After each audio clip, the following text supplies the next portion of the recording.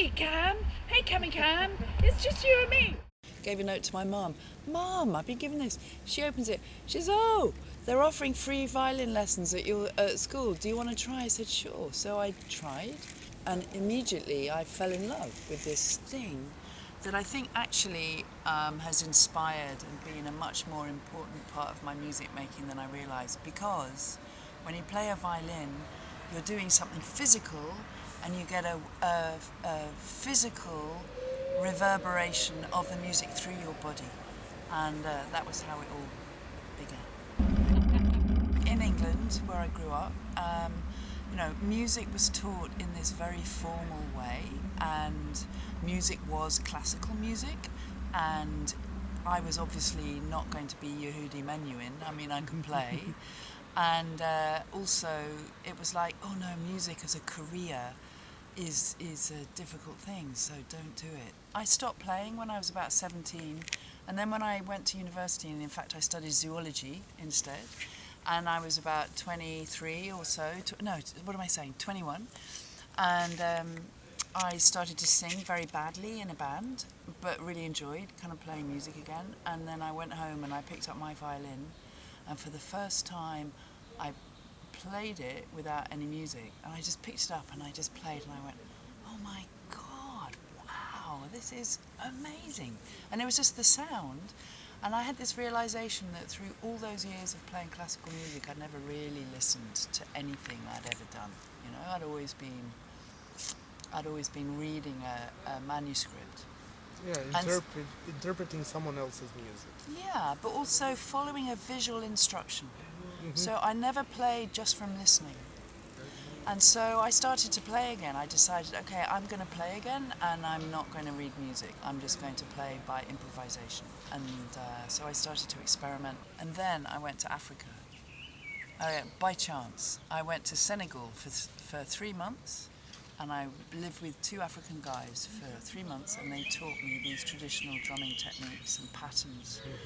And that was when I realised that actually the fear that I had about making music very much came from the idea that music was something that was made by dead, hairy old men who had a gift from God, you know, and they were genius. But Africa showed me that music can be made by anyone, and also I was given the tools there, simple tools there as to how to begin to do that. So when I came back from Africa, within a couple of weeks, I had one of those epiphanic moments when you go, oh my God, you know, this is my mission on planet Earth, is to make music, and I haven't looked back.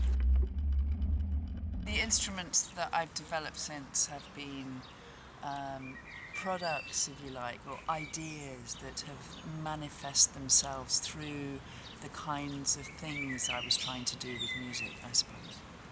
I mean, I think initially I got introduced to electricity, I suppose, as something that helps to make music. When I by chance got a job in a recording studio as an assistant engineer in the early days of acid house music, so that was amazing. And I was introduced to computers and samplers. When I first started, I was always interviewed by guys, largely, who would say, so, what's it like being a woman, being female, working with a laptop and noise and improvisation? And I would say, I don't want to talk about being female making music, let's talk about the music, you know? Whereas now, and this is like more than 20 years later, and things are changing, but it's quite slow. There are certainly many more women making stuff, and lots of fantastic stuff. I now feel that actually people do need role models. I never used to think that. I used to think anyone can do it. Just come on girls, get out there, get on with it. And now I've realised over the years that in fact there are lots of girls who need people to go, who need someone who's doing it already. And so the more women that are out there doing it, the better. So actually last year I decided that I was not going to perform or speak at a conference or festival where there were less than 50% female contributors. and that I am now actively supporting working more with women.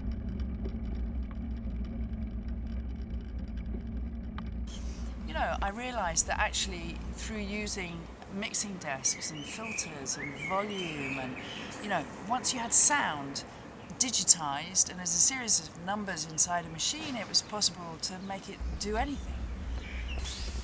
And then realising, hang on a minute, the audience is largely young, largely white, largely male, and they are people who are already making this kind of music. You know, what about the regular people on the street? How do I get them to hear this music?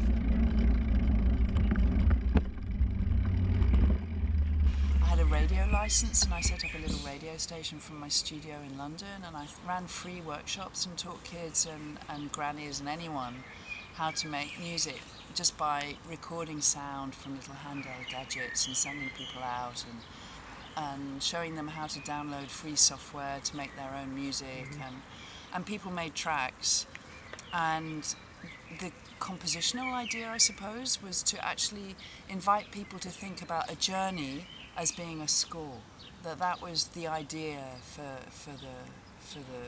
the structure of the composition. So, you know, it began and it ended. So what could that route be? So people chose different routes, either because it was something that they did and they would be broadcasting this piece in this neighbourhood. And so this then developed this idea of, hey, you know, let's use the street as the score, and when you start to do it and you're riding along, you're hearing this music, and then what you see is totally transformed and your whole experience is totally transformed. Plus, you've got people on the street who are suddenly a random audience. So the sonic bike idea then developed because I was like, okay, let's do some more with this. Right, what do we need? We need a decent sound system on the bike. Okay, you need something not to kill the passers-by or the rider, but to actually use more like a full range of frequencies. And so I came up with the idea to put the music on a computer in a location of the sound, the mapped area where the sound is linked to play every time you ride through that area. And then the other thing was a little bit of software whereby you can draw on like a Bing map. You can draw a zone, give it a name, and the name is the same name as the sound file. So what it means is that anyone cycling along with a sonic bike, as they go through this new zone, then a different sound will play.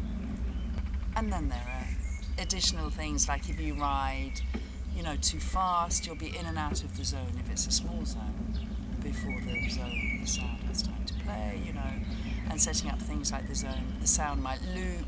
You know, it's like when you make these things, you don't really know what you're doing until you've done it, and then you've done it, and then it's happening, and people are going, oh my God, this is, you know, they're laughing and they're going, oh, that was so crazy. Some people get upset because they become a performer.